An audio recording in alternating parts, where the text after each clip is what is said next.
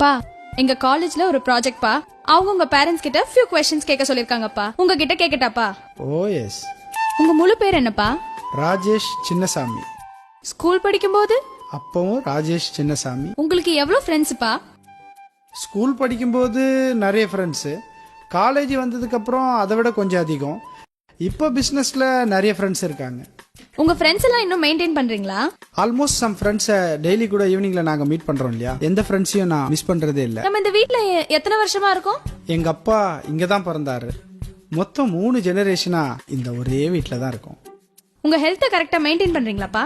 அப்பா ரொம்ப health conscious. Daily 1 hour either walking or yoga or shuttle, 3ல் ஏதாவது ஒன்று டெய்லி பண்ணிடுவேன்.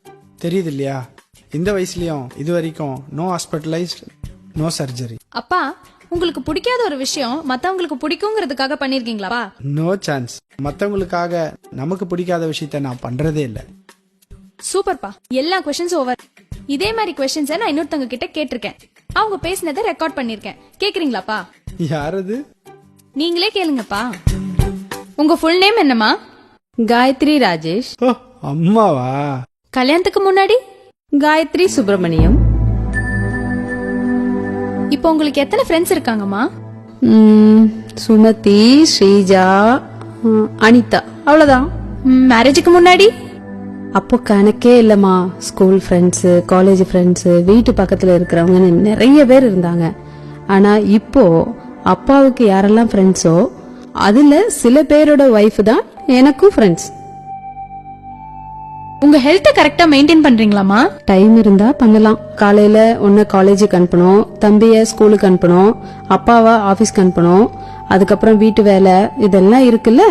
அப்போ ஒர்க் அவுட் இல்லனா ஹெல்த்தியா இருக்க முடியுமாமா? அதனாலதாம்மா நீயும் சிசரின், தம்பியும் சிசரின், 2 ஆபரேஷன். இந்த வீட்ல எவ்வளவு நாளா இருக்கீங்கம்மா? உங்க அப்பாவை கல்யாணம் பண்ணதுல இருந்து 20 வருஷமா. அதுக்கு முன்னாடிமா? அப்பவும் 20 வருஷம்தான் எங்க அப்பா அம்மா வீட்ல. மா, அப்ப நீ தாத்தா பாட்டிய மிஸ் பண்றியாமா? உங்களுக்கு பிடிக்காத விஷயத்த யாருக்காகவாவது பிடிச்சு செஞ்சிருக்கீங்களாமா? மேரேஜுக்கு முன்னாடி நான் வெஜிடேரியன். ஸ்கூல்ல ஃப்ரெண்ட்ஸ் நான்வெஜ் கொண்டு வந்தா கூட தள்ளி போயிடுவேன். பார்க்கவும் பிடிக்காது, தொடவும் மாட்டேன்.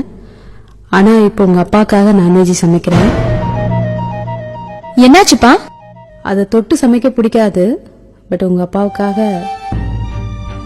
அதை தொட்டு சமைக்க பிடிக்காது, பட் உங்க அப்பாவுக்காக.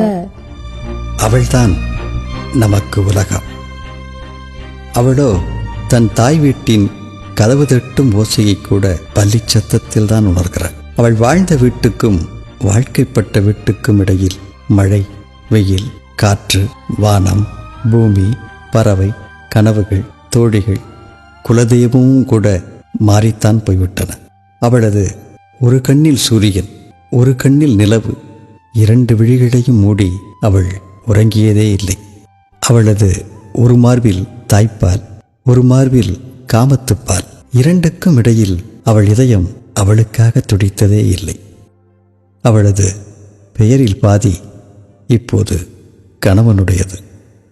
அவளது உயிரில் பாதி இப்போது குழந்தைகளுடையது. அவளின்றி அசையாது ஓரணுவும். ஒரு நிமிடமாவது அவளுக்காக துடிக்கட்டும் நம் இதயம். தாயாக, துணைவியாக, மகளாக, சகோதரி